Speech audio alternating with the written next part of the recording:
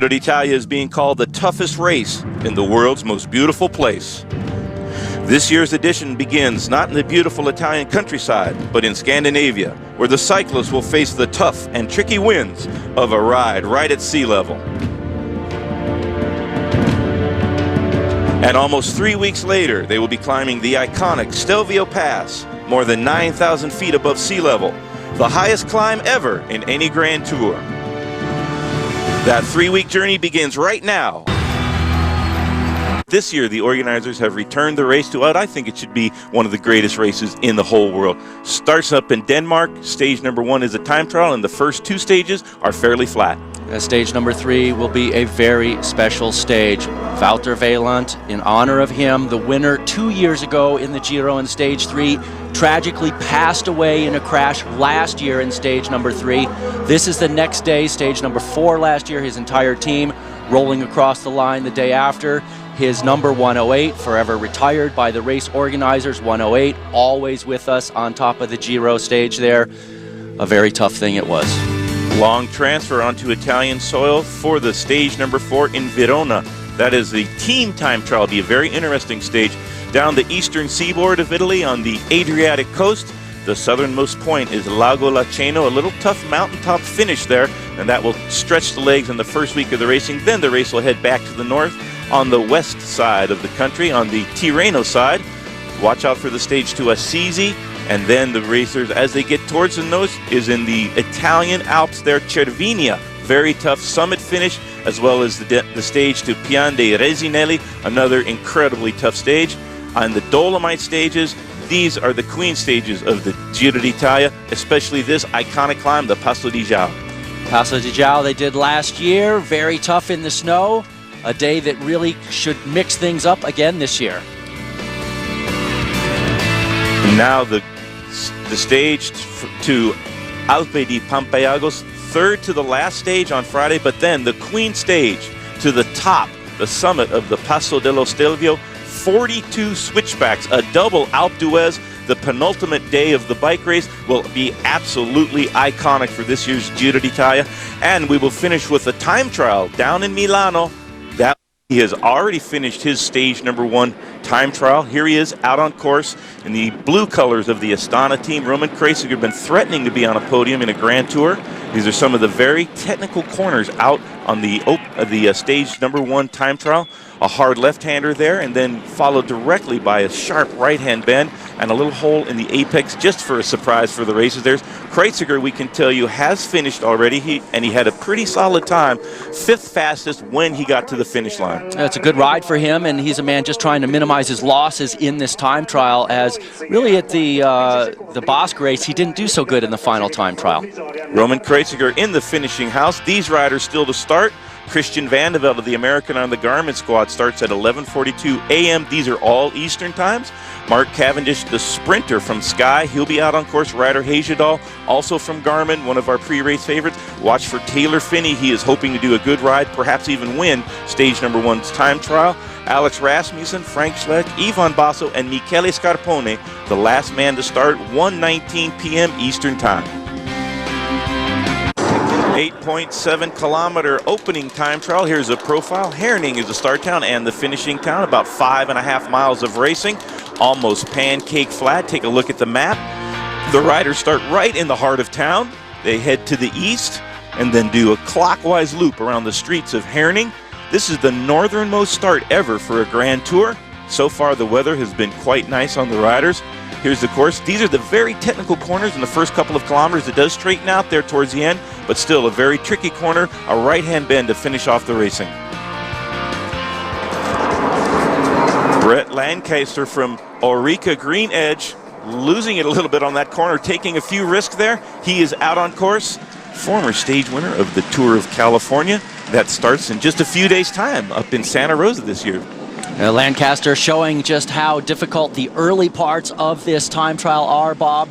It does, as you mentioned, open up a little bit as it wears on a little bit, but there are cobblestones, some very narrow parts. We saw at the opening of our broadcast, or very early towards the top, Kreuziger with that hard left and right, and so if you took the left too hard, then you wouldn't be able to set up for the right. So the guys really have to be on their toes on these very specialized time trial rigs. These bikes are made to go fast in a straight line, and they compromise a little bit of their turning ability in order to do that. Brett Lancaster, number 105. 108 will not be used in this year's Giro d'Italia or ever again.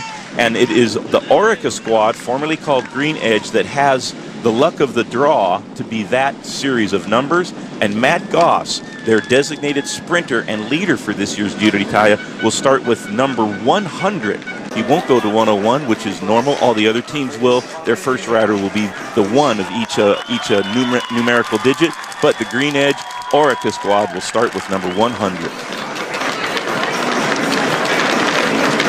Luke Roberts, Saxo Bank, coming down with a solid effort here, trying to challenge the time of Ramunas Navardauskas, all from the Garmin squad, who has the leading time, 10 minutes and 48 seconds.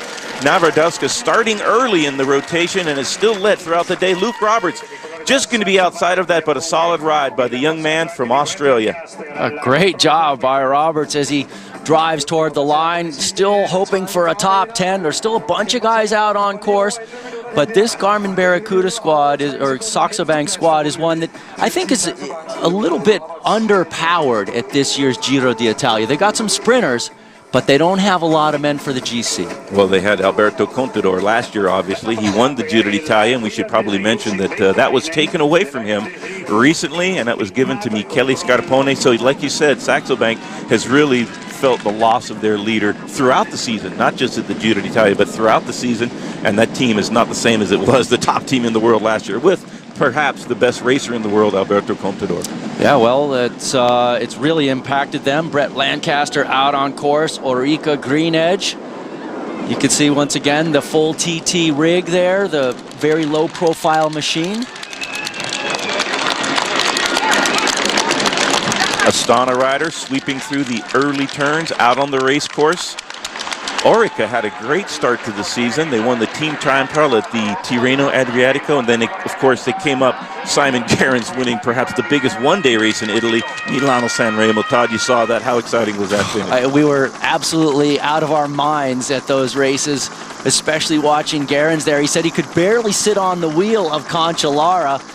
And, well, you know how it goes. When somebody sees the finish line, they always find a little something extra. Ivan Valesco Murillo from the Euskaltel-Euskadi team. This is a team of climbers. They've come to the Giro. Euskaltel, always great in the Grand Tours.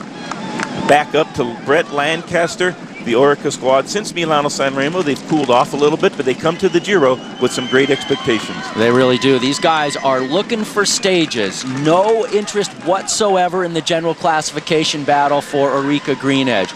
They're looking for wins by Matt Goss, but they have other guys who can do it as well.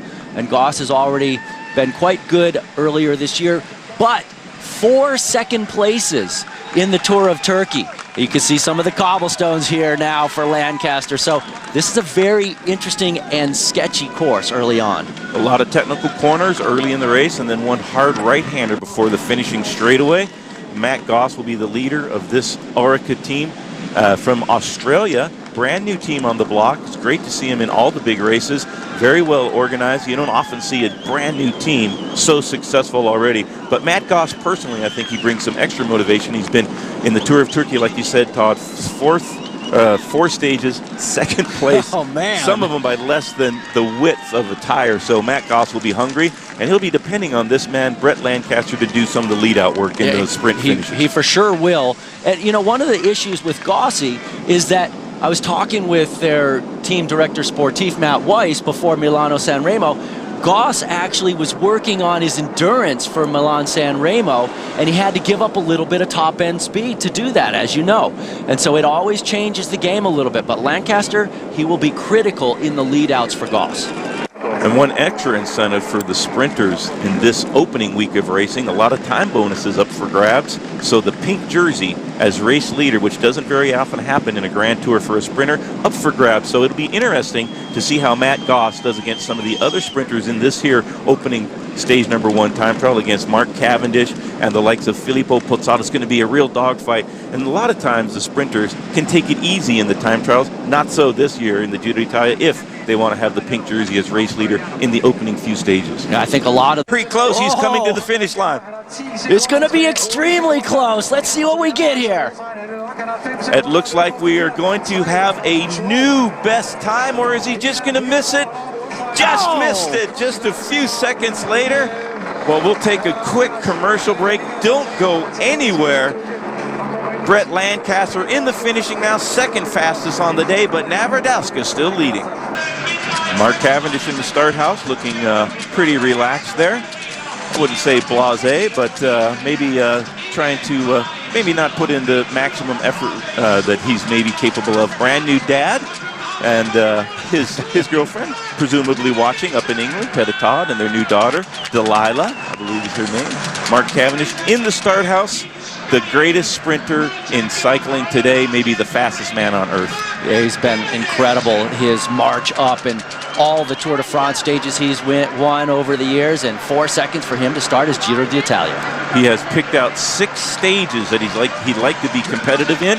This is not one of them, but tomorrow and the next day, almost dead flat stages, and they perfectly suit Mark Cavendish's talents. The greatest sprinter of the current generation, already a winner of 20 stages of the Tour de France as a fairly young professional in his mid-20s. Incredible when you look at it. 4, then 6, then 5. Really an incredibly prolific winner. Secondo tempo per Brett Lancaster 10:49. Terzo tempo per Sergeant. Quick interview with one of the Italian riders in the finish from the Faranesi squad that will be led by Filippo Pozzato. Watch for the Italians to be very competitive once you get onto the open roads and be in the attacks, but Pozzato could win a stage, also a great sprinter and a somewhat of a breakaway specialist. Mark Cavendish, he actually did a pretty good time trial recently. The Tour of Romandie, he was 3rd on the stage number 1 opening time trial behind his teammate Geraint Thomas, who will start a little bit later. Geraint Thomas, one of the pre-race favorites for today's stage number 1 time trial. Yeah, I think this day is going to be a little tougher for Cav because it's a little bit longer, and the longer they are, like Daniele Benatti here, the tougher it is for the sprinters to hold on and keep that top end.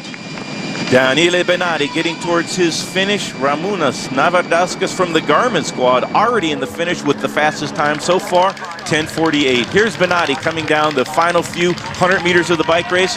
That's that last right-hand bend. He'll see the finish line and kick it into overdrive. Let's see what he can do on today's stage. Well, he's certainly not going to be the best rider of the day, but minimizing his time loss, so hopefully he can use those time bonuses in the days coming up to vault into pink and the overall lead. 5.5 miles is the distance, but Todd, let's just remind people this can be some of the most excruciatingly painful kilometers you can do on a bicycle. Yeah, I mean, when you get a good look at one of these guys' faces at the end as Benatti driving to the line, but now out of the top 15, look at the grimace on his face, and most of these guys will be caked with sweat and who knows what else at the finish line, and they will not wipe it off. They just put their head down and throttle it the whole way. Looking for some form also, Tor Hushovd, the sprinter from the BMC squad, everything. He's won nearly everything imaginable for a bike racer, including the World Championships. Tyler Farah, the American for Garmin Barracuda, living in Belgium for the last many years. And there's a man who's looking for stages and maybe pink early on in the race. Stage winner in the Tour de France in the sprint stage last year, stage number 3. Also the team time trial won by the Garmin Barracuda squad. He has going to have an emotional couple of days here. Wouter Weland's his very best friend, training partner, killed in last year's Giro d'Italia in a crash. And Tyler Farah, he has said that stage number 3, he's going to be a very hard man to beat in this year's Giro d'Italia. It is a sprint finish and suits his talents perfectly. And Tyler, you know, there's certainly no question he is going to be highly motivated. The real question for me is just his top end. He has not shown to be super fast and super explosive yet this year. We'll see if he's timed his form right for the Giro d'Italia. Well, he got 2 and it didn't take long for the Europeans to look at our dinner tables and see the enjoyment we had. Tor Hushovd comes to the finish line only 42nd fastest. He is a sprinter. He'll look for stages to come, but a lot of the Europeans started to see the ambiance within our team, a lot of good morale, and always somebody had a good story to tell at the dinner table. A very different experience than what most of the European riders faced. Almost dead silence, unless they had won that day. Not a lot of joy in the European teams. In those days, I think it's probably a little bit different, but the American system has changed cycling quite a bit. And everybody that's on good form has a chance to win. We brought that into the sport in Europe, and now a lot of teams that are successful follow that same format. It may be a little bit nicer on the European teams now, but a lot of those guys still rule with a hammer, and you know it. Well, you don't want to be too exuberant at the Astana table, for example, or the Katusha keeps it very stoic, and unless they've won, there's not a lot of smiles on those teams at the dinner table. Yeah, well, you know, I was concerned a little bit about Levi Leipheimer moving over to Omega Pharma Quickstep, because that team has notoriously been for the men that are hard and can take harsh criticism from the management. And Levi has shined until he got hit by a car earlier this year, which has jeopardized his Tour of California coming up, which is a real shame. Tyler Ferret, he's got a great time trial going. Look at the cadence, kicking it over deep in the effort. He knows that if he puts everything into it and he has decent legs, he can challenge for the stage win. He's been successful against the best in the world a week ago in the Tour of Romandie. This is a great time by Geraint Thomas. Boato on the finishing line looking, that's the rider in your screen, and I think that smile is going to turn to a frown. Geraint Thomas, a great ride. Almost to the line now. Geraint Thomas is going to go even faster than Boato. Great ride by Geraint Thomas. 49 kilometers an hour is the average speed. Boato, you got to feel for that guy.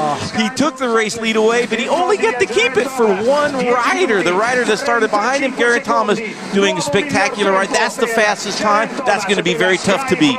Grabs. This would be absolutely huge for Taylor Phinney and his entire team, as Jamakovic's in the passenger seat there, the president, your former boss, Lalonde talking to him on the microphone into the final corner. Last corner, 500 meters to go. Taylor Phinney still in the aerodynamic position, hammering the pedals in a huge gear, absolutely flying to the finish line.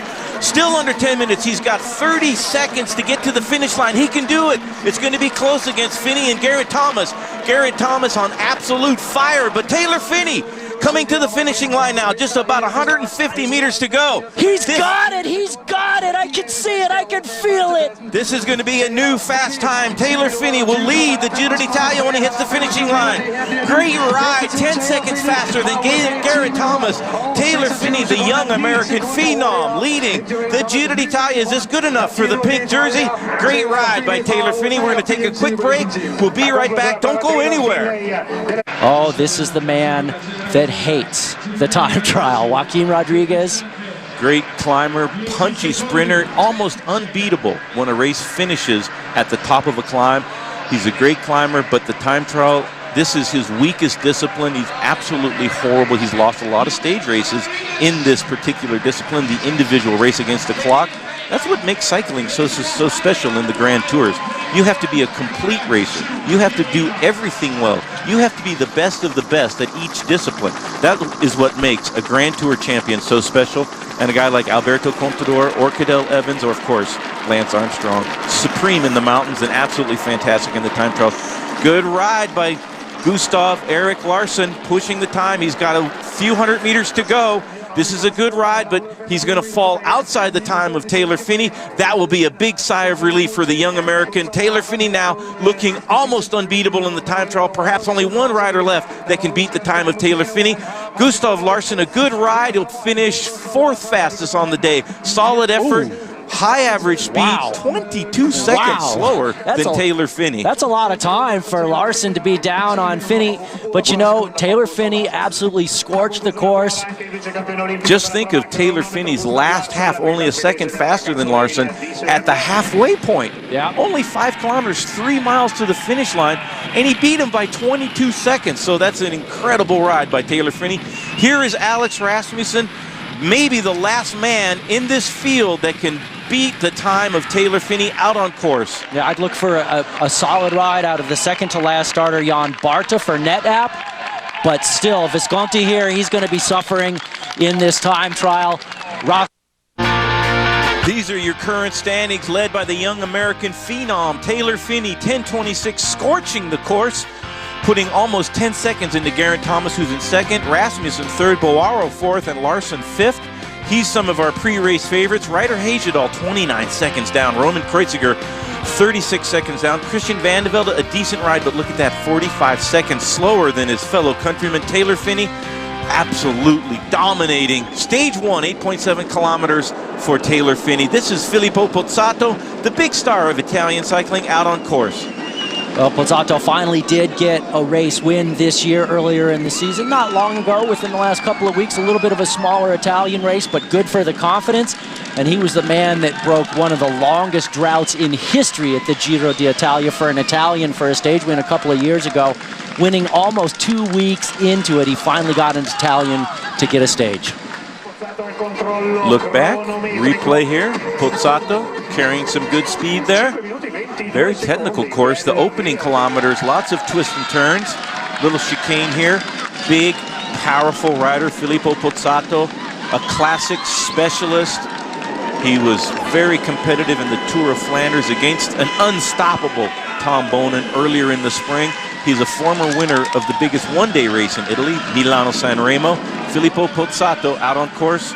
Defending champion, starting in the pink jersey. Michele Scarponi awarded that jersey because of the disqualification of last year's winner, Alberto Contador.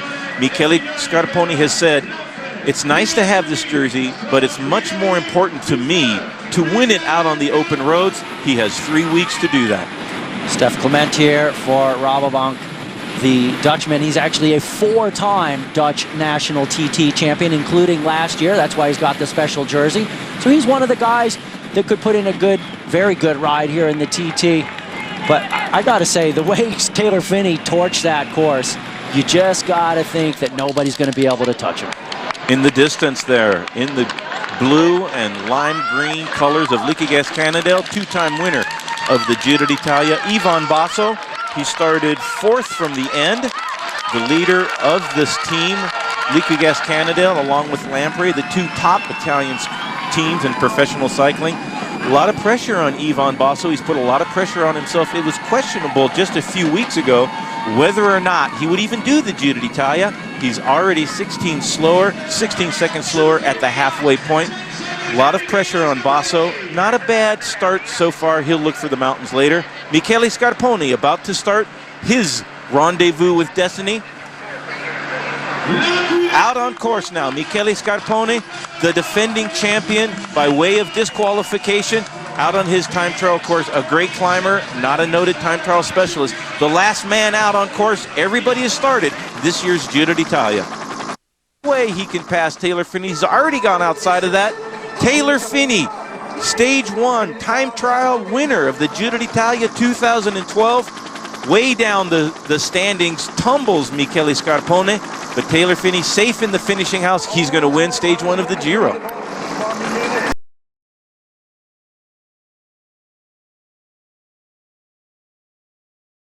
And right now, just under 90K left to go on Stage 2 with a 3-man breakaway, just over 5 minutes up the road. Hi, everyone. I'm Steve Schlanger, alongside Todd Gogolski. Glad to have you with us for our live coverage of the season's first Grand Tour, the 95th edition of the Giro d'Italia. And the pink jersey, right near the front of the field, that is American Taylor Phinney. At just 21 years of age, the youngest American to ever hold the Maglia Rosa, the pink jersey of overall leader at this race. Fantastic ride by Taylor Phinney yesterday. Only the 3rd American ever to wear pink after Andy Hampsten won the race overall back in 1988, and Christian Vande Velde 20 years later spent a day in pink. But Taylor should be in pink for several days here. Our 3-man breakaway, Alfredo Belloni, Olivier Kaizen, and Miguel Rubiano. No long-term threats to the general classification. As we noted, still a healthy margin right now, but it's just about been cut in half. But you can see the windmills there turning, so there's still an opportunity for that wind to create some damage.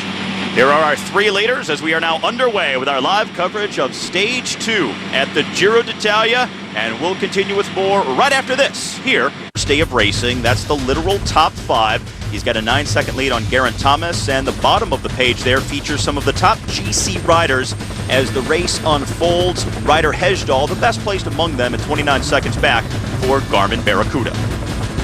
And now we turn our attention to stage 2, a counterclockwise stage, taking in various features in Denmark. They've already gone over a 60-kilometer stretch along the North Sea. They've turned back inland, but very flat roads throughout today's 206K. A little bit of wind for the guys. They made it along the coast just fine, but there is a little bit of still an option for some cross tailwind as they head inland to the finish, and so still some opportunity to break things up. 206 kilometers, 128 miles. The final kilometer is the same as the final kilometer of the finish yesterday. I don't see this as being a big obstacle to Taylor Phinney to hold the pink jersey today with BMC. And once again, we are live with the field.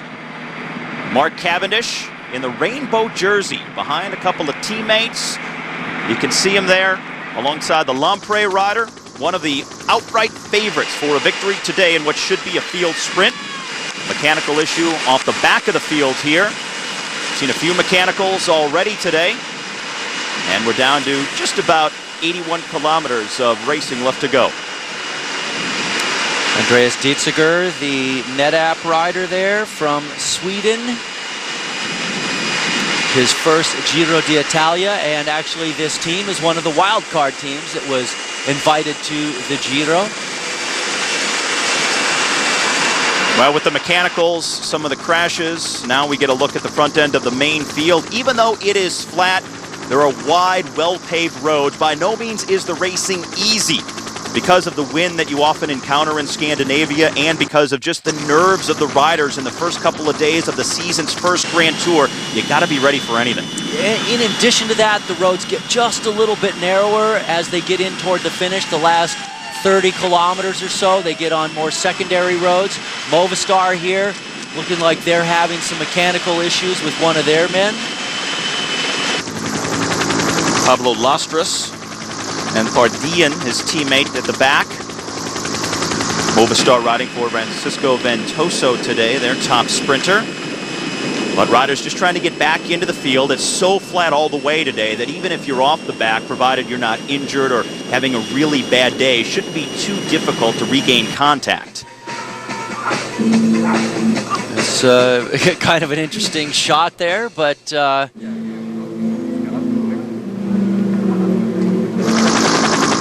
scraped up knee, it looked like. Looking down on the yellow jerseys of the Farnese Vini team.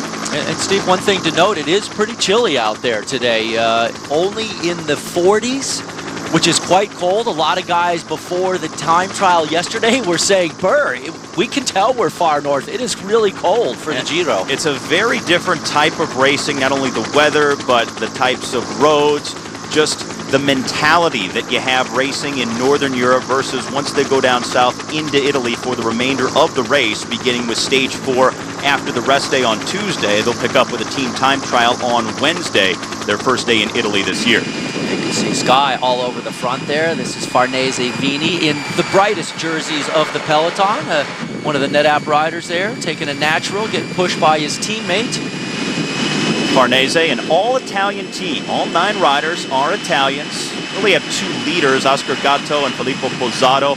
Their top sprinter for today would likely be Andrea Guardini. And again, today is earmarked for the sprinters. If you had to lay out a script for a textbook sprinter stage, stage 2 of this year's Giro would be it. And this is, well, here's our profile. There they are. Some small bumps, but nothing too big for the guys to deal with today in terms of topography. Just one Category 4 climb that they've already gone over. The first of almost 40 climbs they will encounter throughout the 3 weeks of racing, however.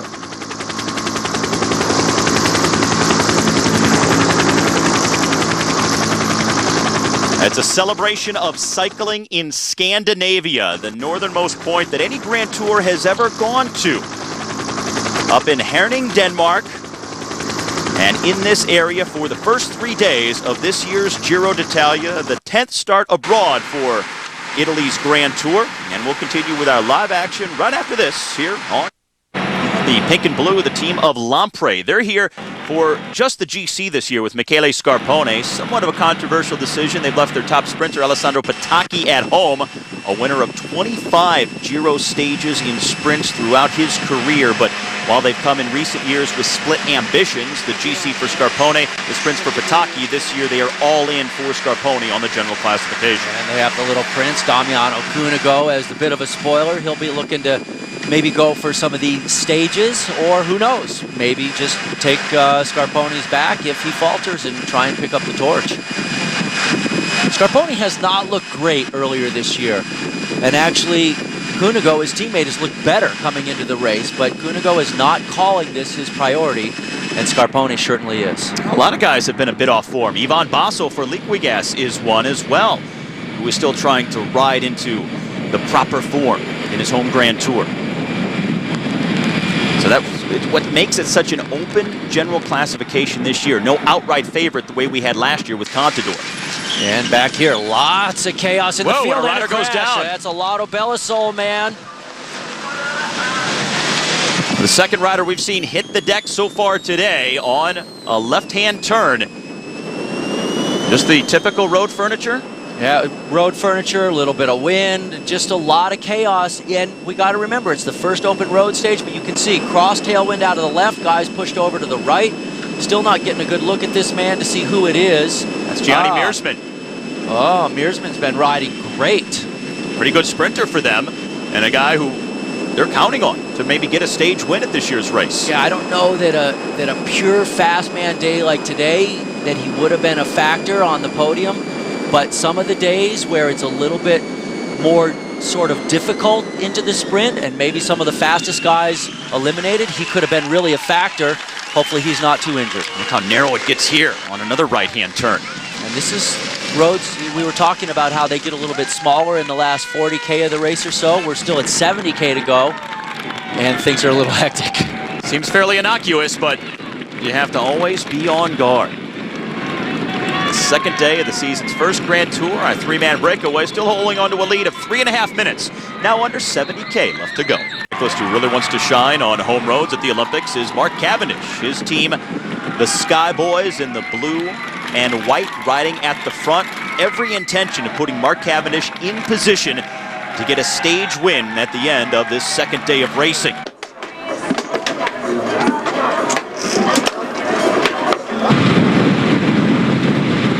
Three leaders, 3 minutes up the road. Everyone battling it out in one way or another today. Fighting for position in the field, trying to fight to stay clear of the field. But for Team Sky, it's very simple. Ride for Mark Cavendish, and that puts a lot of pressure on Domestiques, the guys who are there to help Mark Cavendish, because they know he's the big target. He's the fastest sprinter. And if they don't bury themselves and do their job for Cavendish, it's a day lost. Yeah, you know, it's very interesting to see this because last year, of course, Cavendish was on HTC High Road, the American team. He was on for several years. Before that team folded, he went over to Team Sky. And so the question mark really is, well, how much is the Sky train going to go sit on the front and burn their guys up on the second day of the bike race when they have so many weeks to go? A few riders for Garmin Barracuda on the left side, light blue, black, and white, riding for the American Tyler Farah.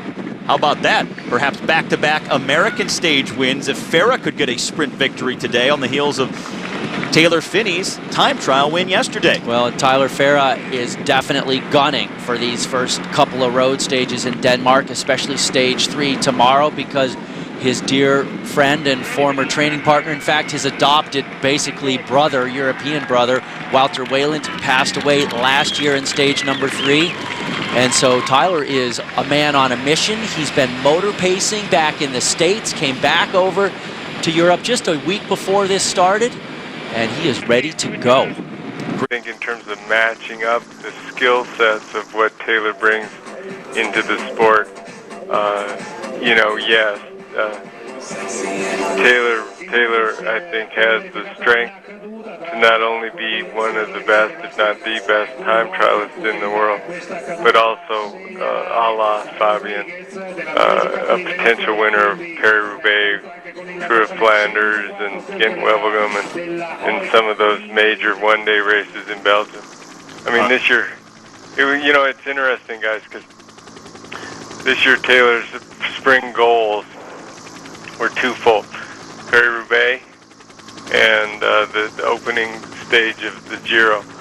And in both cases, he had fantastic rides, fantastic results, and showed his prowess and power, both for a long race like Paris-Roubaix and certainly difficult stretches of cobbles that race presents, but also the pure speed. You know, what impressed me the most about his ride yesterday was that he was the only rider who had a faster last half split than his first half. So he just did it to perfection, and that shows a lot of maturity, and as well as pure strength. And I think, you know, not that Fabian should watch out necessarily, but I think Taylor served notice that he's a force to be reckoned with, and so we'll see. But the future certainly looks bright at this point. All right, Davis Finney, thanks so much. Congratulations on a huge moment for Taylor and your family, and best of luck. And thanks for joining us from Boulder. Thank you guys so much. All right, meantime, after the crash, the chase is on for the breakaway. The gap down under 20 seconds Well, you know, I got to say that Davis is, he's a politically correct man, but I think Cancellara does need to be on notice, because Taylor Finney is the type of rider. He's 21 years old, for crying out loud. I mean, everybody is going to be looking at him. Yeah, he gets a lot more pressure heaped on his shoulders, but just like Davis said, he will now use this as sort of, this is now his benchmark, and from now on he wants to raise that benchmark. Davis Finney, the first American to win a road stage at the Tour de France back in 1986. Now his son winning stage 1 of the Giro d'Italia this year in 2012. And Jim Akowitz, one of the team managers for BMC, Taylor Finney's squad, was in the car back in 1988 when Andy Hampsten won the Giro for the 7-Eleven squad. So you see the way the generations come together, the thread of the families in this sport. It's really quite rich. Jim, when I spoke with him last night, it was several hours after the stage finished, and they finally stopped celebrating, and the guys had headed off to bed, and he was really elated and really proud of Taylor and the entire team, really, all the mechanism behind the riders that support them to get them in that place. But Taylor in particular, he said the guy was just phenomenal, and he couldn't be a happier, well, he's the president of the team and part owner. All right, some riders who were in that crash catching back onto the tail end of the peloton here with just over 40K left to go now. And the three-man breakaway, the signature move on the day for stage number 2, just barely hanging on at this point. Still Team Sky on the front. Mark Cavendish, their sprinter, and things get fairly hectic out there as we get closer and closer to the finish. Oh, and they are barely dangling off the front, and you can see them all across the road. They've pretty much thrown in the towel here. Alfredo Belloni, Olivier Kaizen, Miguel Rubiano established this move inside of the first 15 kilometers on this 206-kilometer stage. Their largest lead was over 11 minutes, and now with 40 kilometers left to go, and they are about to be swallowed up. Well, here we go. This is when the racing really starts in earnest in this first open road stage. Will we have the big duel with 40K, about 25 miles to go? Will it be Farah and Cavendish? That's still a long way to go, and the breakaway has now been caught. Some riders off in the grass, as everyone is now back together. Team Sky, Liquigas, and BMC, the three most prominent teams, now at the front of the race here on stage number 2. Excuse me, that is not Cavendish. Wow, the Garmin jersey there looking very much like the World Championship stripes. Number 93 for Garmin there, Jack Bauer, just behind, one of the new Garmin Barracuda signings. Now to the back end of the field, with the lead at half a minute here for Lars Bach, added out to over 45 seconds at one point. So that gap starting to come down for the Dane off the front.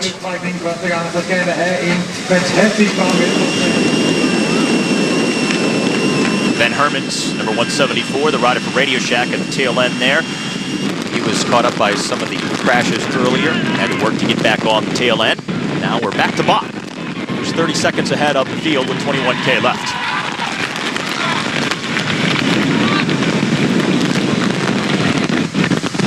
Bach riding the electronic shifting there. It's actually quite a sweet system. DI2. Just touch the button and it does the work for you.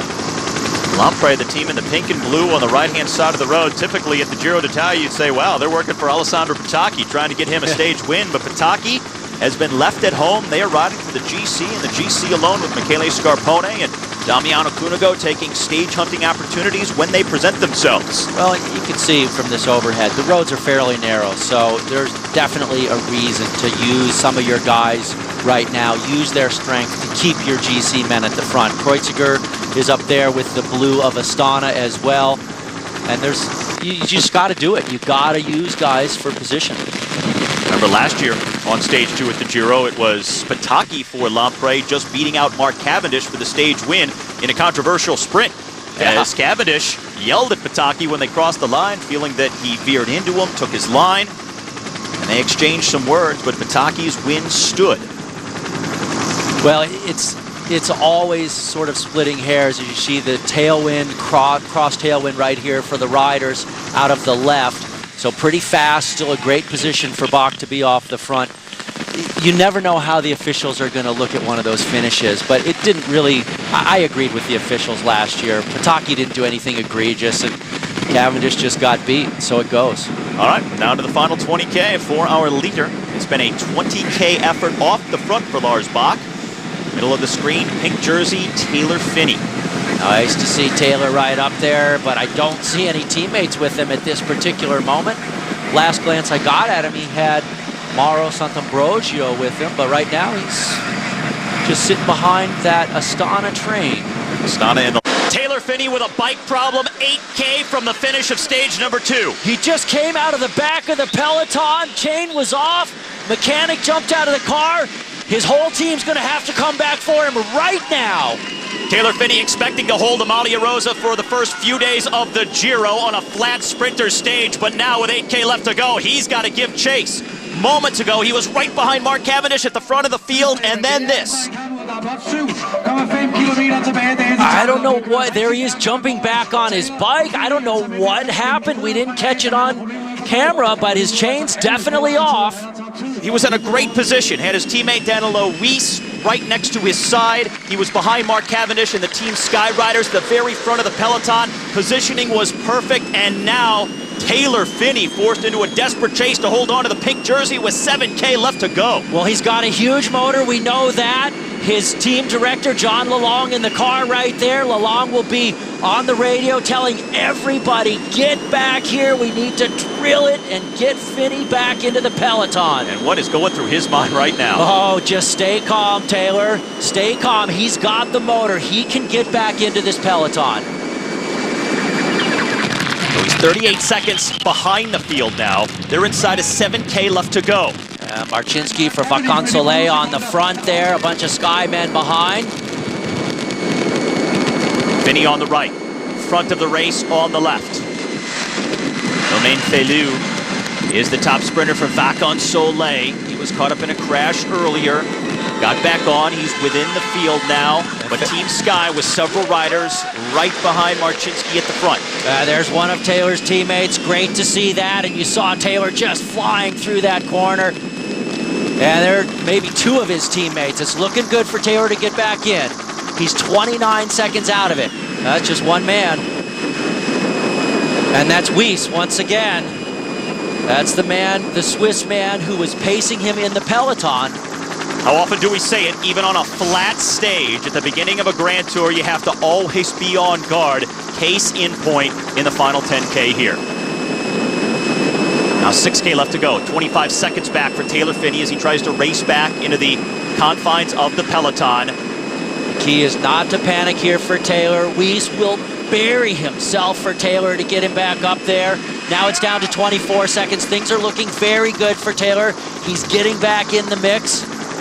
Meanwhile, Team Sky still littering the front here. Omega Pharma Quick Step, the next team behind them. Mark Cavendish on the left-hand side of the road in the rainbow jersey. He's about 7 wheels back right now with 5.5K left. Now, you couldn't pick a much worse time for a guy in the leader's jersey to have a mechanical like that. Maybe with 5K to go it would have been worse, but with 8K to go, really tough luck for the American. And almost forced into the same situation as he was in yesterday, riding this course flat out at the finish. Saw him there right behind the Garmin Barracuda car. And you know what? Those directors of other teams, they will help a guy like that. They will not try to open gaps to actually compound his problem. When he's had a mechanical, they're like, let's give the chance a guy a chance for fair play. Garmin Barracuda moving to the front. Now a bunch of teammates back for Taylor Phinney as well. He's got 3 alongside, helping pace him back up into the field here. We're under 5K left. Balan up there with him as well, and boom, up the right side. Nice to see it. They got the horsepower. Another man jumping on. Weiss will stay on the back. He is cooked after pacing Taylor up. Mission accomplished, gentlemen. They still got to move to the front, but very good job by Team BMC. Gets the benefit of some wide roads right here. You saw the field on the left. Taylor had ample room to move up on the right. Now Garmin Barracuda with Rosler. 3 riders in the first 4 at the front. Rosler on the front, driving the pace there. They've got a lot of speed on that team. Tyler Farah looking for his 3rd ever Giro d'Italia stage win, trying to become the 2nd consecutive American to win a stage at this year's race after Phinney's victory yesterday. But Mark Cavendish, of course, has other ideas. He's near the front on the right-hand side, number 181, now at the bottom of the screen in the rainbow jersey. 91 is Farah. He's there next to the 3rd Farnese Vini rider, 2nd Farnese, the yellow rider, if you want to pick him out. Middle of your screen, right toward the top. Under Farah in the middle on that last overhead, bumping shoulders with a bunch of guys. Colnago pulling off. Garmin Barracuda now rotating to the front. Inside of the final 2 kilometers to the end of stage 2. Whoa, a lot of bump in there. Mark Cavendish has lost the wheel of his train. They're looking back. Cavendish behind a couple of Orica Green Edge riders. Again, Matt Goss is Green Edge's top sprinter and a former teammate of Mark Cavendish. Now Saxo Bank in the blue, moving up on the left-hand side, riding for JJ Hayedo. So a lot of teams in play here with 1.5 kilometers left to go. Inside that final mile, this thing is Garmin all over the front. There's an Omega Pharma Quick Step man there as well. Omega Pharma looking to position Francesco Chicchi for the stage win. Farnese Vini in the yellow at the very front. Coming up on the final kilometer of stage number 2.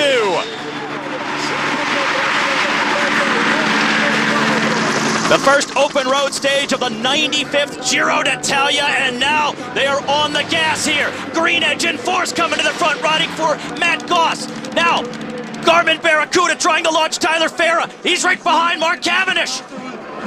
They're spread out on the road now as they work into the final 500 meters as they come to that final corner. Cavendish sitting 3rd wheel right, or Farah sitting 3rd wheel through the final corner. Tyler Farah, 3rd back now. Oh, and the crash in the final turn, but Farah's in front of it. Several bodies going down. Farah and Cavendish both made it through. Cavendish on the wheel of Garrett Thomas. He's shoulder to shoulder with Tyler Farah as they open it up in the final few hundred meters now. Tor Hushovd up the right. Tor Hushovd making a play for the stage win for Francis de Jure. Arnaud Demar coming up in the middle of the road. Matt Goss on the left-hand side. Mark Cavendish coming to the front. It's gonna be Mark Cavendish after the chaos, winning stage 2 in Denmark.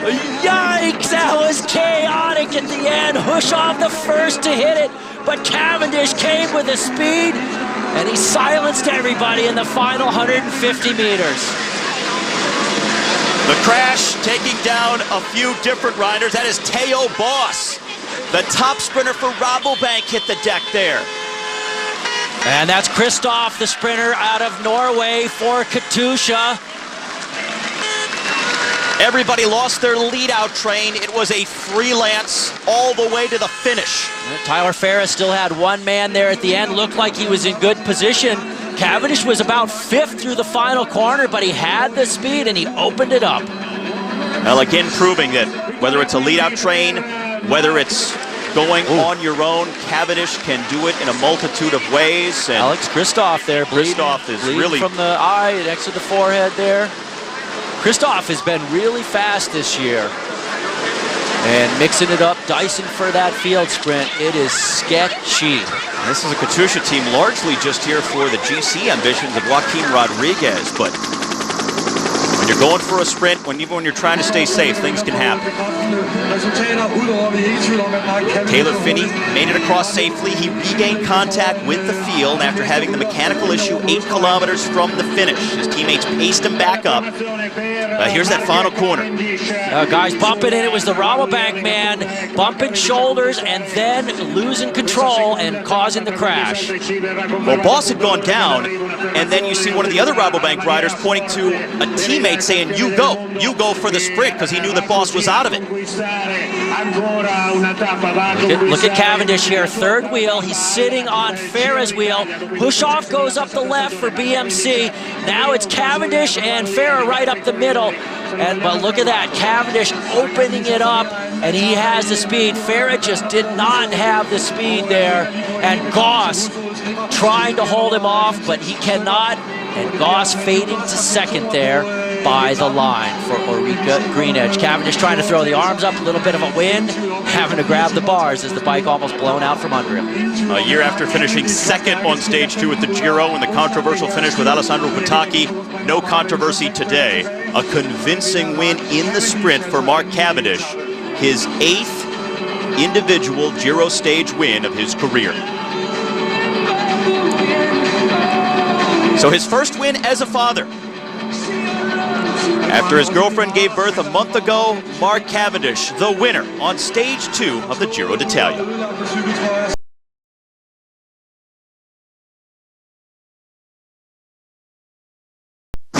Looking down on the peloton, 36 seconds behind the breakaway, and with 31 kilometers left to go. Mark Cavendish, number 181 in the red jersey, behind his Team Sky teammates, and number 41 off his left shoulder, Tor Hushoff, top sprinter for the BMC squad. Pink jersey in the background, along the shoulder of the road, Taylor Phinney, Hushoff's teammate for BMC, overall race leader.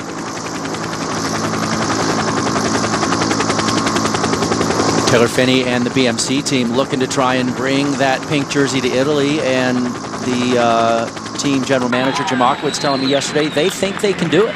All right, this is Mats Christensen, who was in the 6-man breakaway, but he has launched this acceleration. He's on the attack solo here. The king of the mountains at País Vasco, Tour of the Basque Country, now in one of the flattest races in a Grand Tour, off the front by himself.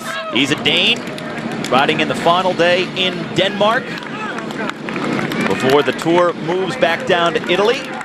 Rode through his hometown, 76K into today's stage, and still on the home Danish roads. He is inside of 1 kilometer back to the finish line and the start of circuit number 2 around Horsens. Going to be able to soak in the Danish crowd. Knows he's not going to stay away with 30K still left to ride on the stage. Yeah, but they're going to go wild to see one of their own off the front by himself, and that's exactly why he's doing that. And that's what Lars Bak did yesterday, one of the other 5 Danes in the race. With 40K to go, with the break being caught, he went out on a 20K individual time trial, sort of solo move, just like Christensen here. The beautiful thing for Christensen is he actually gets to cross the finish line in front of the Danish home crowd. So even nicer for him and his Saxo Bank team. And they are coming up on the back of the other 5 riders who were in the move. So the peloton about to pick them up. A little over half a K from the start of the next circuit. So Christensen will be the only one out front now in the bike race once these boys are swept up.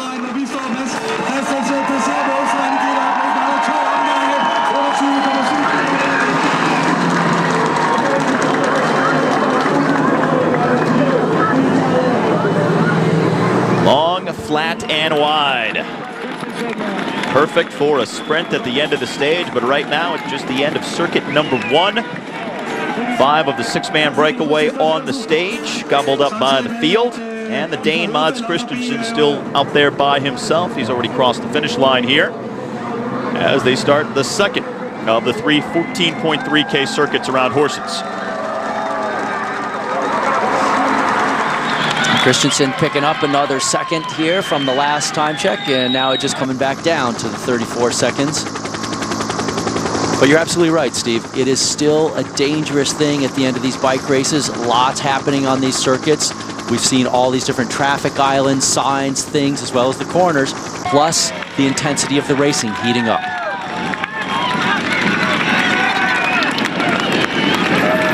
So Christensen is going to milk this for everything he can. Right up by the Danish fans. 191st in the time trial on stage 1 after crashing, but showing the home colors today. Comes from a track background. Celebrated his 28th birthday 1 month ago today. And now getting to experience the feeling of riding in a Grand Tour in his home country. Again, riding through his hometown earlier today. Bandaged from a crash yesterday, but riding on adrenaline right now. And he can see him in the very far distance. That car behind him is the neutral support vehicle. No big gap there, so no team cars in between him and the peloton.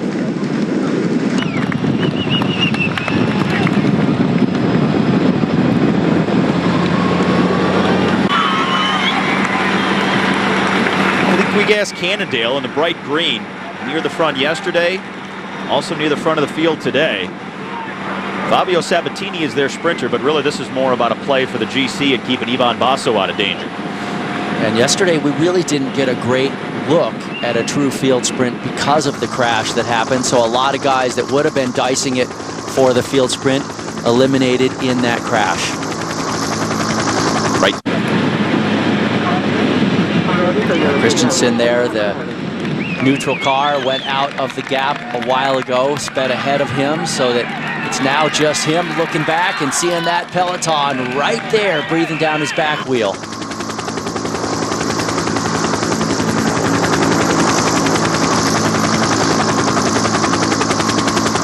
.214 white jersey with the Norwegian flag on his back. That's Christoph, who crashed yesterday, and that's it for Christensen. So, the breakaway has completely been brought back. This is the front of the race with just under 25 kilometers left to go on the second of 3 circuits around the town of Horsens in Denmark on stage 3. Now, Liquigas Cannondale. Valerio Vagnoli there on the front.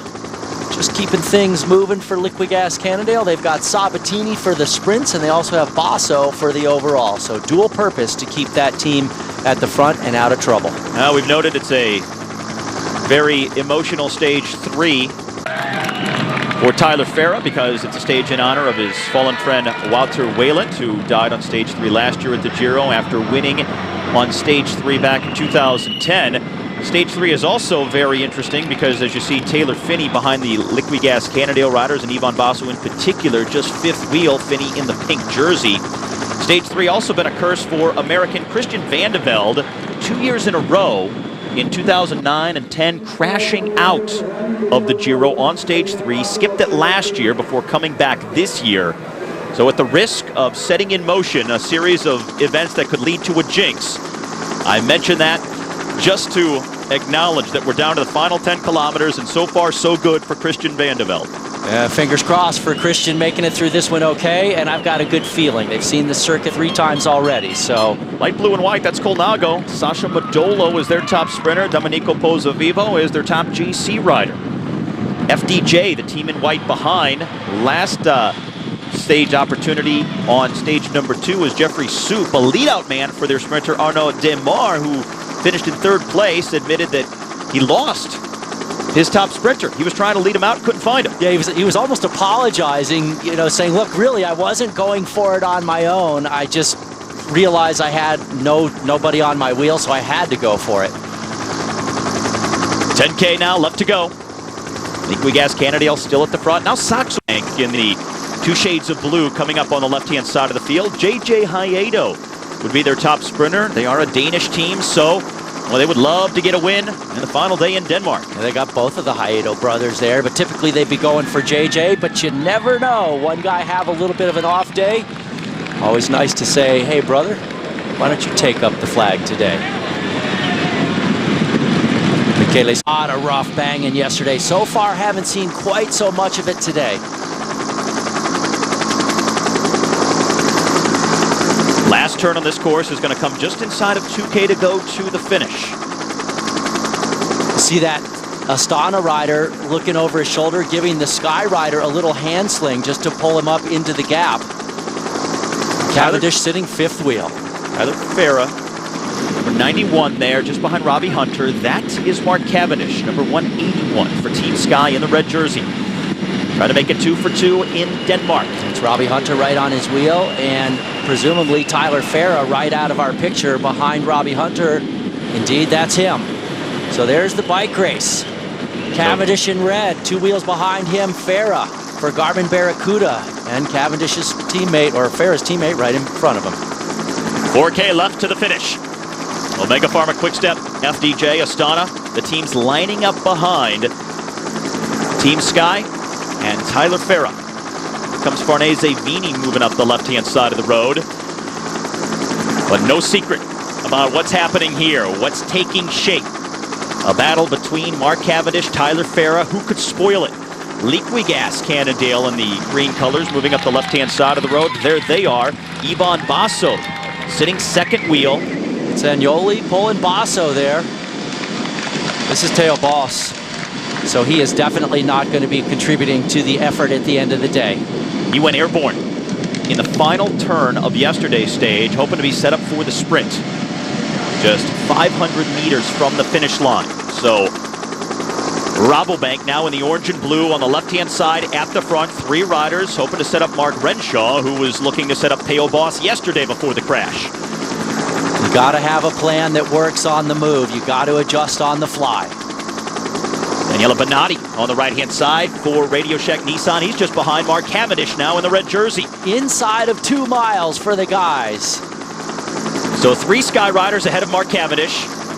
Tyler Farah right off Cavendish's wheel. Now a Colnago rider coming to the front. Taylor Finney is also up there as well in the pink jersey. Colnago really revving it up right now. Their sprinter Sasha Modolo getting the stage win at Turkey just over a week ago. Now here comes Saxelbank over the top. In the light and dark blue. Still a long way to the finish for 3 guys to take it. Turn just outside of 2K. Pinches just ever so slightly. And the Saxo Bank train coming a little bit derailed there through the corner. It was the crash at half a kilometer to go yesterday that disrupted all of the lead outs, but today no such corner in the final K. Straight, flat, relatively wide all the way from the red kite to the finish. A little bit of a disorganized situation right now. Geraint Thomas second from the front, looking back for Cavendish. Where's my sprinter? Mark Cavendish, bumping shoulders once again, inside of 2K to go to the finish now. 2 Team Sky riders looking back, looking to find Mark Cavendish. He's moving up again in the red jersey. Here's that final turn really on the course that they have to worry about. It seems like everybody's made it through. So Sky is at the front. Omega Pharma Quickstep, Saxo Bank right behind. The fight for position very intense. Now on the front, then Thomas, then still looking back for Cavendish. Number 181, red jersey right behind Mark Renshaw, his former lead-out man. So the former teammates, the guy who used to lead out Cavendish, right now leading him out, but trying to beat him in the sprint here with just over a K left to go. Still nobody with firm control here of the lead out. This is a free-for-all. 1 kilometer left to go in Denmark. It's Geraint Thomas on the front. He's looking back for Cav. He sat up. Now on the left-hand side, Ulrika Greenedge hoping to set up the Aussie, Matt Goss. Saxo Bank looking to set up JJ Hayedo, but Greenedge now with 3 riders coming to the front. Cavendish about 8 riders for the front. He's on his own freelancing. Cavendish in the red jersey, left-hand side of the screen. Robbie Hunter right behind him. Now Tyler Farah has moved up into 4th position behind the Ulrika Greenedge riders. He has a Saxo Bank rider just ahead of him. Mark Cavendish really far back now, almost 10 places deep as they get ready to launch the sprint inside the final few hundred meters to the line. There goes Tyler Farah on his right shoulder. Here comes Mark Cavendish. Matt Goss up the middle for Ulrika Greenedge, and there's a crash. I think it was like Cavendish. Cav went down. Now Matt Goss coming to the line, battling Hayato and Matt Goss. Where is the pink jersey of Taylor Phinney? The pink jersey will still get pack time because they're inside the final 3K. I think it was Cavendish that was the first guy down.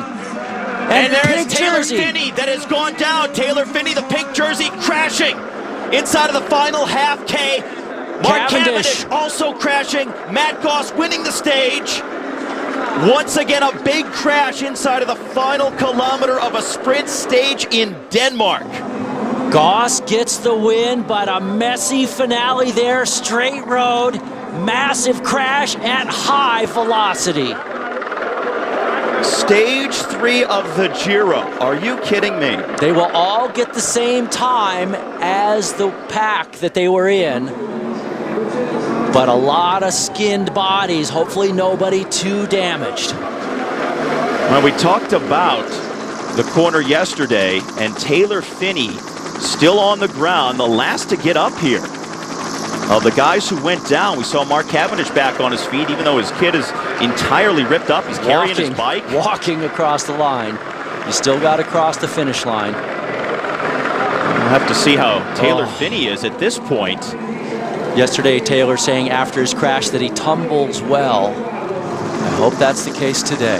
Now his teammates have come back for him, standing around Taylor Phinney, so everybody getting the same time. He'll hold the jersey, but how about his health now? That's the big question.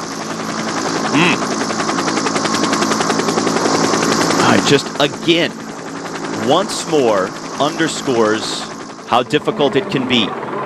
Yesterday they had a corner at 500 meters. Today it was straight, flat, a perfect type of field sprint stage, and still we get a crash that takes down the overall leader and the world's fastest sprinter. Amazing. Taylor, a tough character. To see him wincing in that much pain, that's not a good sign. Using the pink jersey.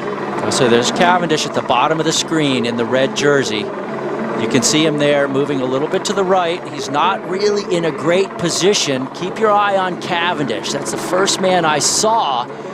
And he's right there rubbing elbows with Hunter.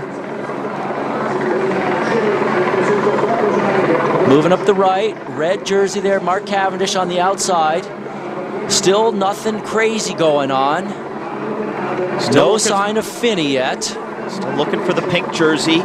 It's Ulrika Greenedge on the front. Cavendish, no teammates around him. Now here comes a sprint up the right. Cavendish jumps. There's Cavendish on the red. Cavendish in red on the right, looking fine, looking like there's no problem. It's right there, boom, it was Ferrari who took him out. And then Ferrari Phinney goes and then down. Phinney. So it was Roberto Ferrari who tried to jump around the right side of Farah, and he wasted Mark Cavendish's front wheel.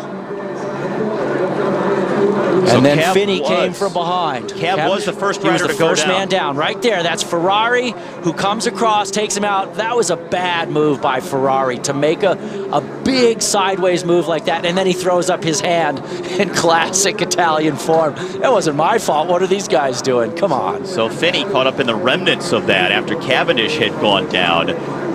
Phinney, you saw his head a moment ago lying against the barricades. Tyler Farah was in a really good position.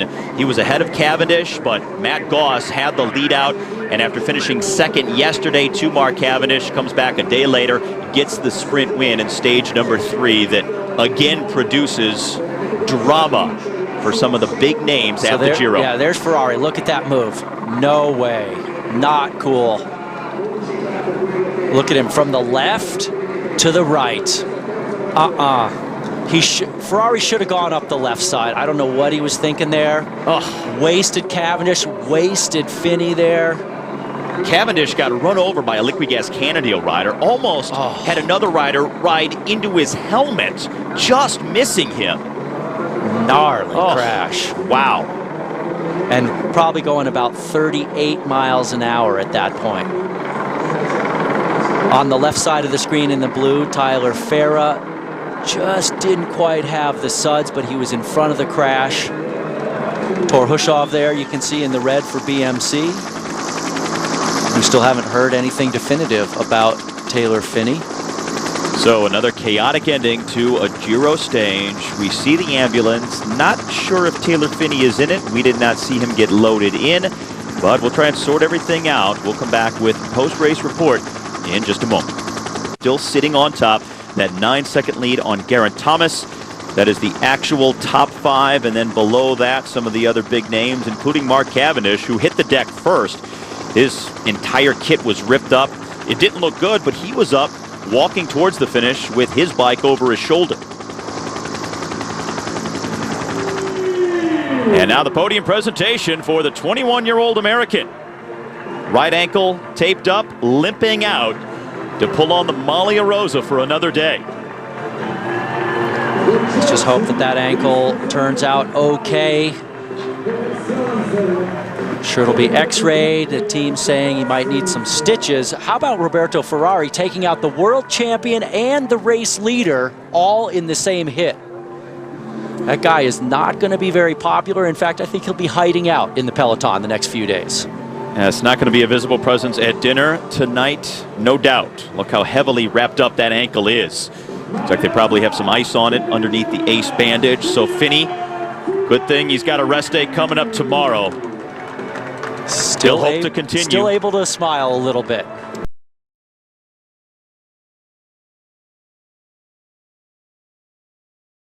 It is the 4th day of racing, but the first in Italy at the 95th edition of the Giro d'Italia. Phinney with a 9-second lead over Geraint Thomas. Alex Rasmussen, the Dane, is just over a dozen seconds back. Some of the other bigger names in the race are there at the bottom of the screen, all within 1 minute. As there is a chance that the pink jersey could change hands today. Taylor Phinney and BMC will have to ride to protect. This is the map and what things look like for this team time trial of 33.2 kilometers in length. 33.2K, 20.5 miles as they start out of Verona. Not super technical, but it is a little bit more technical than the riders originally thought, and the climbing in the first part is actually a little bit steeper than a lot of guys thought as well. So it's certainly going to be a day for the strong men, the men very focused, and it's so pivotal with the top of the standings so close together. And this is the Lampre squad in the pink and blue. Lampre, 4th team on the course of the 22 starting today. 22 teams, 9 riders apiece, and everyone starting in 3-minute intervals. The time for each team will be taken on the 5th rider across the line, so while many teams will more than likely drop riders along the way, you have to finish with a minimum of 5. Otherwise, you'll start to see times given according to the gaps that form between the riders. Lotto Bellasol out on course, almost 4 minutes in now, starting 3 minutes back of Lampre, 5th team on the road. Lotto Bellasol has been very active the first 3 days. A few different Danes on their team. Lars Bak, one of them, on the attack in each of the last 2 stages up in Denmark on the home road. So Lotto Bellasol getting some face time early on at the Giro. And now the team of Michele Scarponi, the now defending Giro champion, as he was given the jersey a few days ago with Alberto Contador having his result expunged. And Androni Giocattoli going through the time check with a best time.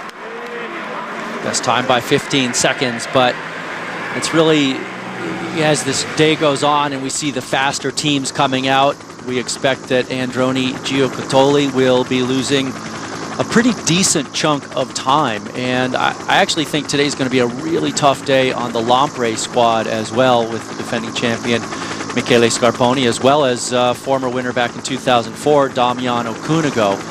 The team never really seems to put a lot of effort into the team time trial preparation and practice, and it's really probably the second most difficult thing to do in cycling. A lot of times you see the team time trial as the opening stage of a grand tour, but it's certainly not unprecedented to have it somewhere in the middle of the race. Going back to 2010, at the Giro, it was a time trial of just about the same length, 32 kilometers, that was also on stage 4 after the Giro had returned from its start in the Netherlands. As we now pick up the blue and white team of Colnago on the road. They are the 6th team out. Yeah, they're one of those teams that has a a spoiler type of sprinter, Sasha Modolo, and he was one of the roughly dozen guys that was crashed the final day in Denmark. And the white team of Française des Jeux. 7th team to start. Jeffrey Soup got a surprising top 3 in the sprint on stage 2, but only because he lost his lead-out man, Arnaud Demar, in the process of trying to launch the sprint. Demar, the youngest man in the entire Giro d'Italia this year, but the top sprinter for this FDJ team. Well, he had a great sprint in the 3rd stage, narrowly missing Mark Cavendish, just squeaked around him and finished, I believe it was 5th place in that sprint. So he's a really talented young guy, winning the World Championships last year for under-23 riders, and he's shown a lot of promise already this year. However, FDJ are really no one for the general classification at this year's Giro. So I don't expect them to put in a fabulous TTT effort here today. And for some of these teams without big ambitions overall, this team time trial, kind of like another de facto rest day. It's not like they're going to take the day off, but yesterday's rest day was about getting over the travel, coming down from Denmark, getting situated in Italy, previewing the course, and today, for some, just going out, riding a tempo, and settling in for the next 18 days in Italy as they ride along the Adige River in Verona. Team time trial, if you're going for it, and we're back here to Lampre. Interestingly, I wanted to mention, I spoke with Andrea Appiani of the team, and I said, you know, how much time have they spent preparing for this? And his whole response was about the equipment they were going to be using, not that they had spent a lot of time preparing for the team time trial. Has been riding phenomenally well, but it'll take an entire team effort to make it happen today. This is Omega Pharma Quickstep, a team that was 3rd in the team time trial last year at the Giro d'Italia. And Omega, a team that's had just a spectacular start to the 2012 season, the winningest team in the Pro Tour peloton. Almost 30 wins collectively now across the globe. Zdeněk Stybar, the former cyclocross 2-time world champion, actually winning at a stage of 4 days at Dunkirk a couple of days ago for them. This is Astana at the first intermediate checkpoint, 9K in, and just 4 seconds back for the squad that is riding for Roman Kreuziger. And Astana so far this year have been pretty good in the team time trials. They were 2nd at the recent Giro del Trentino in the TTT and 5th in the Tirreno Adriatico team time trial. Trentino won by BMC, almost the exact same team they have at this race. Colnago. Coming up towards the finish, Lampre has set the standard at 37:38. Colnago outside of that. Well, you look at these guys, they're all tiny. They're all much more suited for climbing, and the time trial discipline, you need some horsepower, so they're at a disadvantage straight away as they rolled off the line. They have the minimum of 5. Team of Sasha Modolo, their top sprinter, and their GC hopeful Domenico Pozzovivo, who won the Giro del Trentino outright on the overall GC leading into the Giro d'Italia. So certainly some confidence for this team coming into the season's first Grand Tour. And Colnago will stop the clock at 38:16. 3rd place at 38 seconds down. Not bad, only 7 seconds behind Lotto Belisol, but it's still going to take a lot more than that as the fastest team's yet to hit the road. Yeah, fastest team still to come, but how good was that time by Lampre, would you say? Up for anywhere close to a podium on the stage, but maybe if they're lucky, a top 5. Team of Joaquin Rodriguez. This is Katusha. He's number 111. And now back at the start for Radio Shack, the team that was 2nd in the team time trial last year at the Giro. Everyone riding for Frank Schleck. But how much is he riding for the GC? That's the big question. Got the last second call a week before the Giro was to start, taking the place of Jakob Fuglsang, who went out late with an injury. He was supposed to be the team leader, so Frank Schleck had to replace him at the 11th hour. And now Liquigas Cannondale. They're always pretty good in the team time trial. So is Astana. That's Kreuziger right on the back, 31. That's not a pack of cigarettes underneath his skin suit there. That's the controller for his radio in his ear.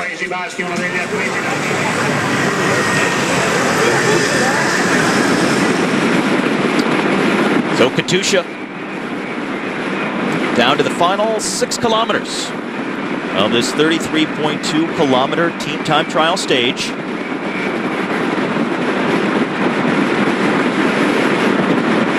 Never a team that really performs all that well in the team time trial, a little bit scattered. Sometimes they'll lose a lot of guys on the road, but they've kept it pretty well in check here. Still looks like they've got a large complement of riders, as does Omega Pharma. Quick step, as you would expect, early on. 9K in and 9 seconds off the pace. Colnago straggler still coming in. Being picked up by FDJ.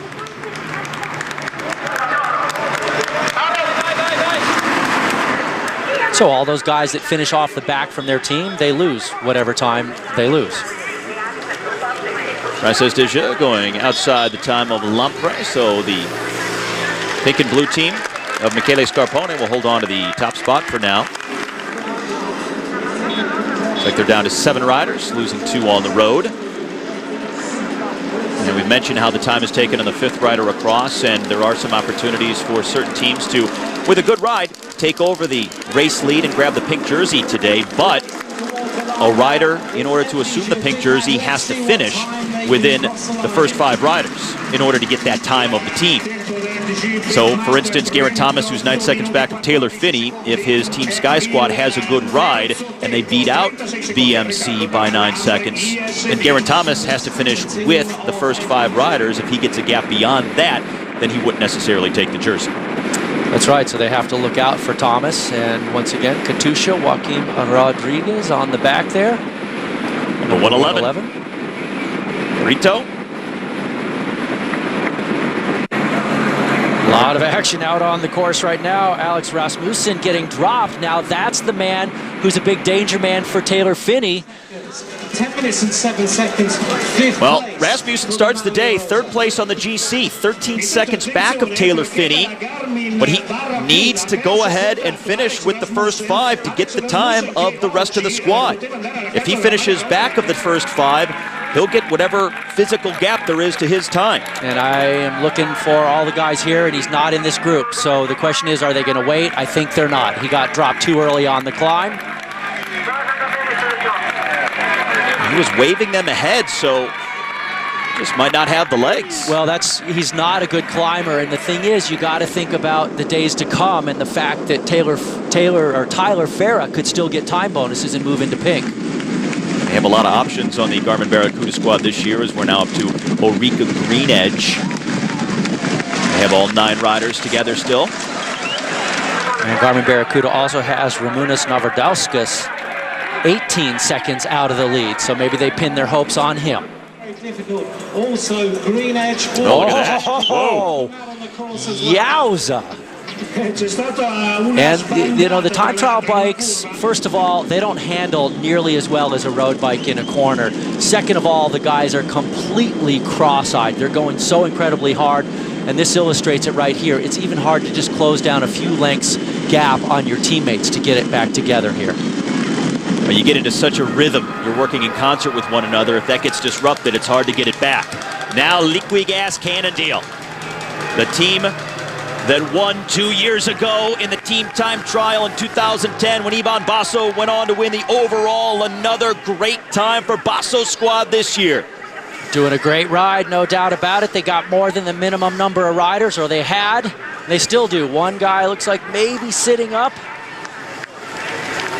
Now they're going to keep them all together here. Liquigas Cannondale coming up towards the finish. Katusha, top time of 37:09. They're really burying themselves here. Still 150 meters to go to the finish, though. That's 7 guys still, and they're not going to get the best time, but still a solid ride by the Italian squad. They were 4th in last year's TTT, 1st the year before.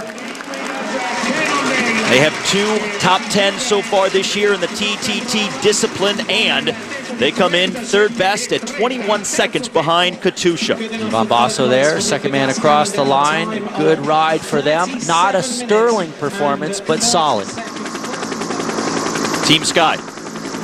You saw them on the climb a few moments ago. Like they've lost one guy, they're down to 8. Katusha, Saxo Bank, Liquigas, Cannondale, top 3 teams right now.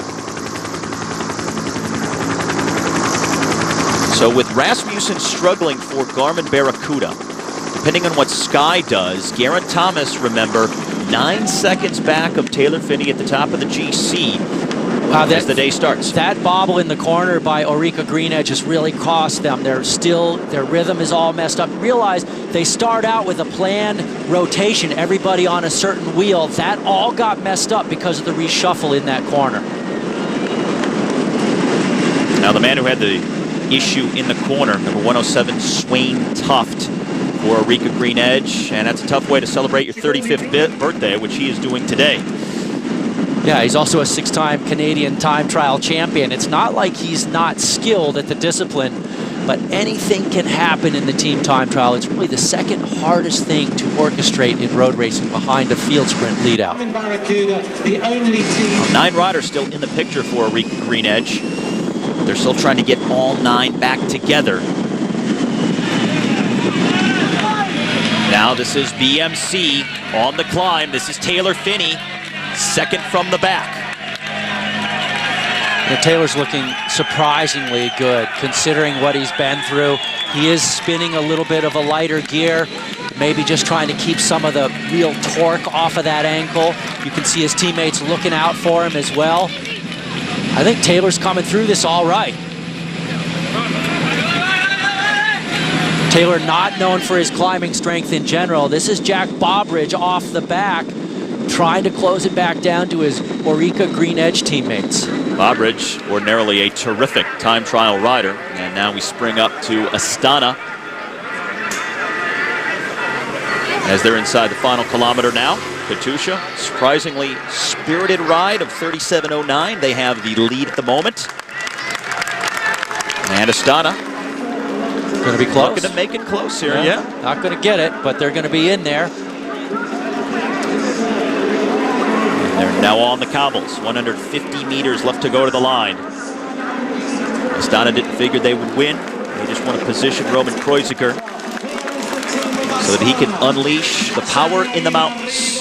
And Astana hits the line, and they finish second best, 17 seconds down. Omega Pharma Quick-Step headed towards the finish. Third in last year's TTT. And 150 meters now left to go to the line. Astana has just come through with the second best time of 37.26 behind the top team to this point, Katusha.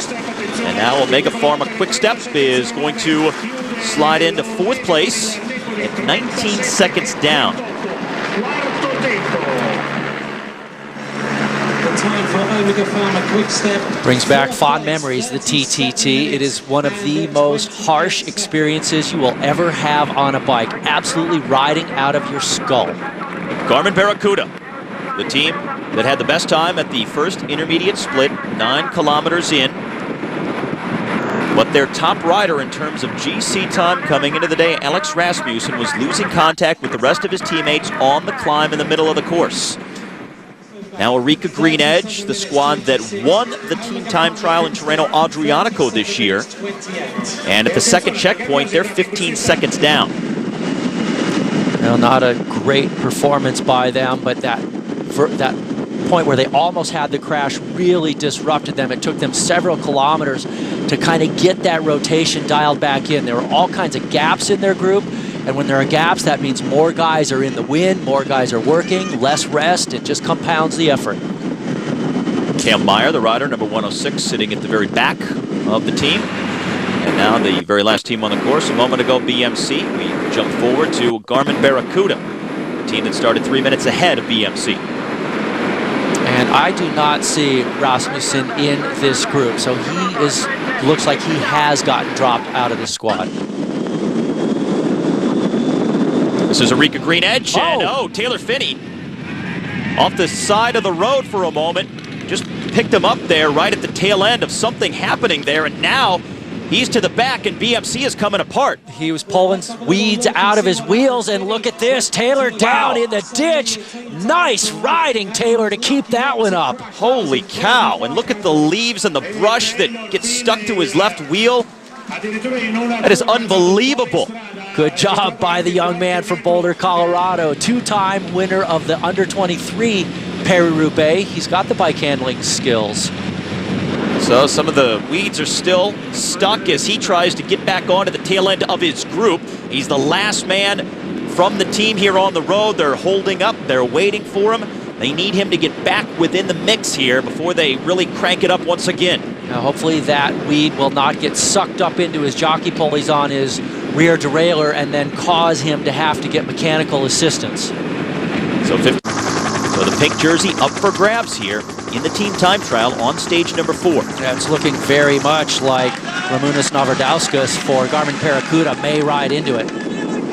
He started the day 18 seconds back. Wasn't the highest placed Garmin Barracuda rider, but Rasmussen again lost contact with the rest of his team. Navardauskas is still with the Garmin Barracuda squad. Yeah, and if Rasmussen had lost contact very late in the climb, they may have been able to ease up for him, but he lost contact early enough that they have to think about it and go, you know what, we can't wait. We got Navardauskas, we got to keep going for him. This is Garmin Barracuda right here. Radio Shack, the next team that will finish.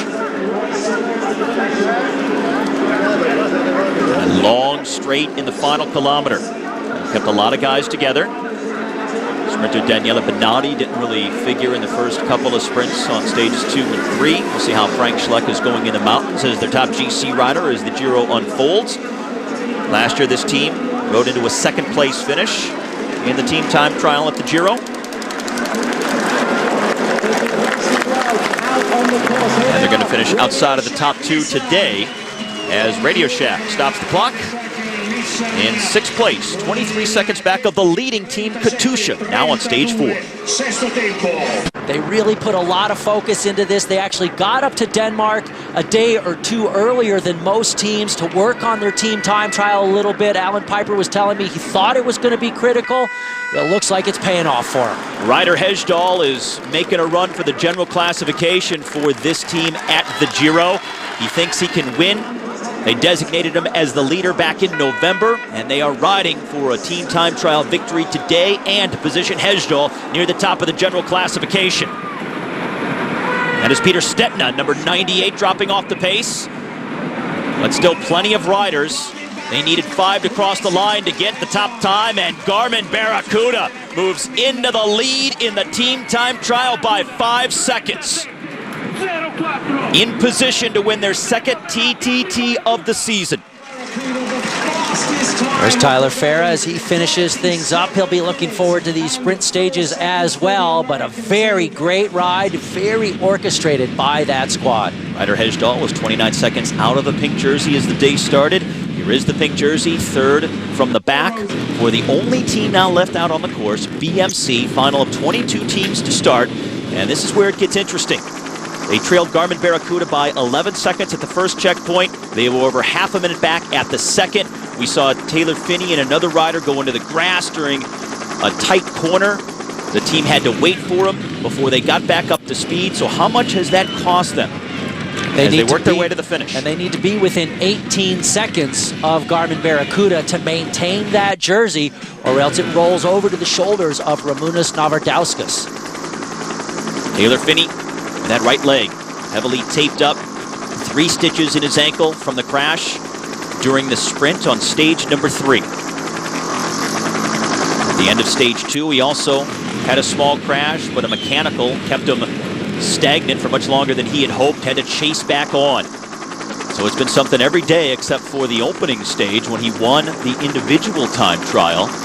It has been a fight every step of the way for Finney to hold on to that pink jersey, and now taking up the charge, moving to the front of this BMC team. Taylor seemingly still feeling, obviously, the effects of that. Not a crazy hard pull at the end of the race for him, as I think he's probably breathing a sigh of relief that he's actually able to ride this race and even contest at all at this point after what he's been through. Well, not often do you see a guy get into an ambulance at the end of a stage and then still able to start the next day. And that is what he has been able to do. He's now at the very back. BMC, the last team on the course, riding for the pink jersey. 1,300 meters from the line. Garmin Barracuda has just gone through with the new best time of 37 minutes and 4 seconds. I spoke with Taylor's dad, Davis Finney, on the day of the crash, and Davis was just so down. He was so dejected. He felt like things were going so well for his son and for the team, and then to see him crash like that, he said it was like the bottom fell out. And Davis and Connie have really been through the ringer here, just themselves, both riders in their day, very good riders at the top of the world, and really with their son through all of this. Now when you do the math, again, Geraint Thomas started the day for Team Sky 9 seconds back of Taylor Phinney. Phinney needs to finish inside of 37 minutes and 43 seconds to hold the lead over Geraint Thomas here, and needs to finish inside the first 5 riders among his teammates. Can't get dropped here. But Ramūnas Navardaskas of the Garmin Barracuda team, who started 18 seconds behind Phinney, also in play because Garmin Barracuda is the team that's now leading with a time of 37:04. Right, a few hundred meters to the line now. BMC with still a large complement of riders. Taylor Phinney at the back here as they ride to hold on to the Maglia Rosa. BMC is going to cross over in 10th position, 31 seconds out. It's going to be very tight. I got to do the quick math. They gained another second back after that last time check, so that stint off the road for Taylor really cost him. It was a big effort by Taylor Phinney and for BMC. Garmin Barracuda gets the stage win in the team time trial. BMC running to hold on to the pink jersey today. Some hugs after some tense moments. Once again, we'll do the math, we'll sort it out, and we'll come back. Stage 4 in the books here at the Giro. 4 days in, and now the top 5 at the Giro d'Italia.